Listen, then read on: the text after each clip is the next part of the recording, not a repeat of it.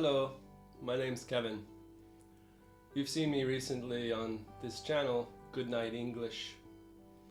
I've had fun making the videos, and it's already been a month since we started making them, so I wanted to add a longer video for you guys to review over the month. I started the channel primarily for my students. I wanted to give them something easy and relaxing to listen to, and maybe to review after their English lesson. But also, I think it gives people a chance to contact English every night and experience the sounds maybe before they go to bed, hopefully give them a nice night's sleep. Another reason for starting the channel is to reflect on my day, and I hope you guys can also reflect on your day. It's not something I used to do before, but now I enjoy doing that. Well, for the purpose of this video, I wanted to give you 5 phrases that you might have heard on previous videos. I'll introduce the 5 phrases. The first one is, I hope. Probably you've already heard this, but it's a very common expression, and I thought maybe we should reinforce how it's used. The next expression is, it seems. It seems is very, very frequently used, and it's a very useful expression once you learn it. The next is, let me. Let me is also a very, very useful expression. The next one is, I can't wait. I can't wait is usually used for exciting times in our lives, so hopefully you get to use that expression a lot. And the last one is, when it comes to. When it comes to, of course, is another very often used expression in everyday English. So let's talk about the first expression that we mentioned, and that's, I hope you. Hope is used when you are looking forward to or expecting a potential future event. Of course, there's a chance that it couldn't happen, but we are kind of looking forward to it happening in the future. So you might have heard me say, I hope you have a good night. Some other uses of I hope is in daily life. An example might be if you are outside and you realize you don't have your umbrella, and you say, oh no, where's my umbrella? I hope it doesn't rain today. Maybe in business you might hear this. Some people write in their emails, I hope this message finds you well. I'd just like to say that I don't think many American business people use this expression so much, but it seems to be prevalent with other English speakers around the world.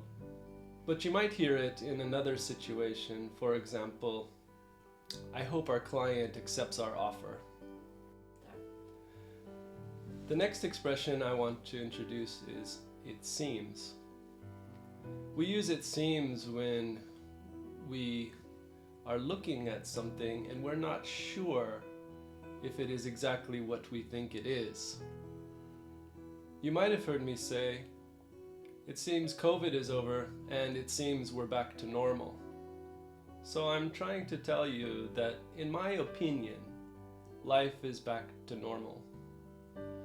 You might hear this in daily expressions such as, it seems hot outside. Maybe I don't need a jacket. So I haven't been outside and I haven't felt the weather, but just from my view, it seems hot, so I don't need a jacket.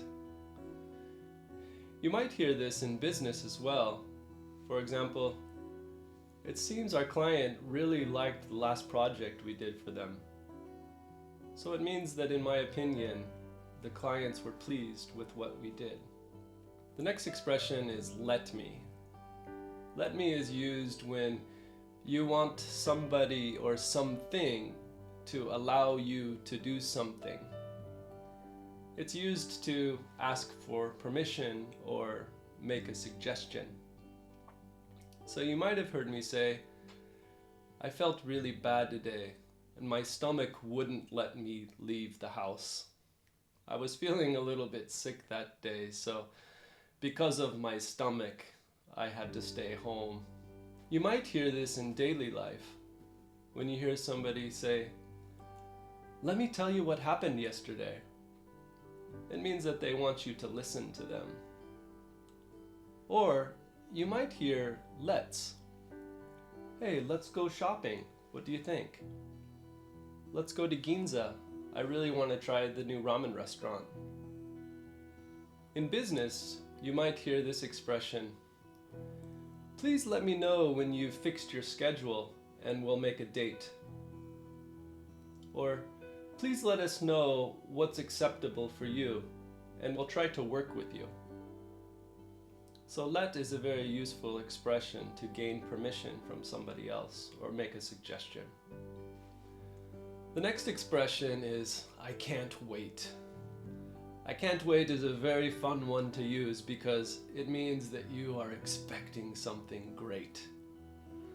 So you might have heard me say, "I can't wait to find out who wins," when I was talking about the US presidential election. Of course, now we know that Trump won. So it was a very exciting election and I really enjoyed the drama of it all. In daily life, you might hear this when somebody has plans for the future, such as, "I can't wait to go on vacation next week," or "I can't wait until that new movie comes out. I'm so excited to see it." Of course, in business, you're probably only going to use this with your colleagues or your co-workers and say, "I can't wait until this project is over.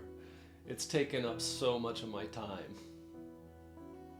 Anyway, "I can't wait" is a very, very useful expression, and it's used often when you're excited about the future.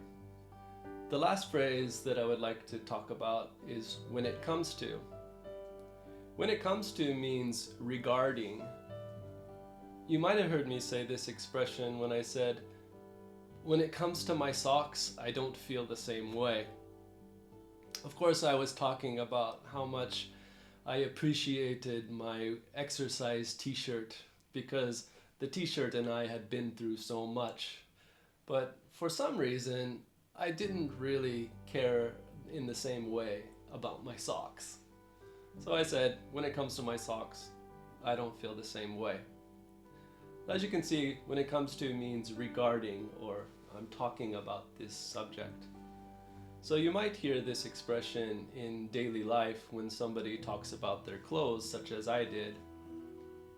"I usually don't buy expensive clothes, but when it comes to shoes, there are no limits."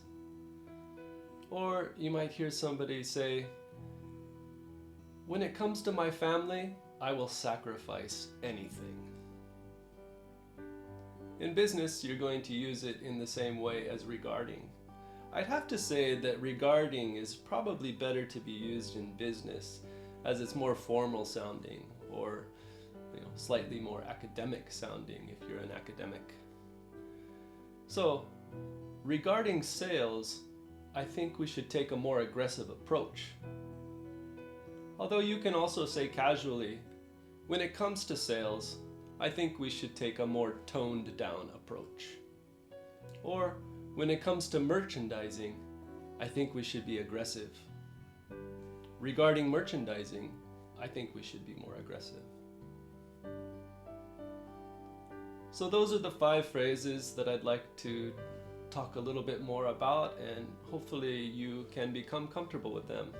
I'd encourage you to write some sentences of your own, and if you have a chance, use an application or your teacher and ask them if this sentence is correct. Once again, I'd like to thank you so much for watching our videos. I can't believe there's already 100 subscribers. We hope to keep the channel up and running in the future, and of course, I hope you all have a great day.